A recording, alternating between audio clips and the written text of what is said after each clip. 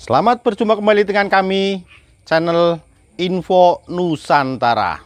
Dalam channel ini kami akan membagikan berita-berita seputar politik dan artis Indonesia. Semoga apa yang kami bagikan bisa bermanfaat untuk Anda semua.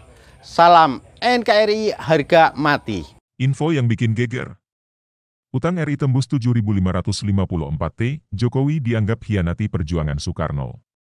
Publik tidak akan segan memberikan gelar kepada Presiden Joko Widodo sebagai Raja Utang, lantaran utang Indonesia semakin membengkak dan tidak terbentung. Kini angka utang bahkan sudah melebihi 30% PDB saat ini. Direktur Pusat Riset Politik, Hukum dan Kebijakan Indonesia, PROPI, Saiful Anam mengatakan, utang yang semakin membengkak membuat publik menganggap bahwa Presiden Jokowi kurang ajar dengan mengkhianati perjuangan Soekarno yang anti-imperialisme dan kolonialisme.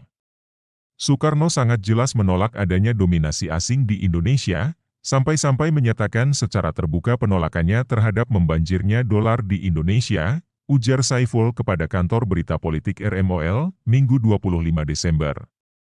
Kondisi tersebut, kata Saiful, berbeda dengan saat ini, di mana utang pada era pemerintahan Jokowi semakin membengkak, maka hal tersebut sangat bertolak belakang dengan garis perjuangan Soekarno yang anti-asing.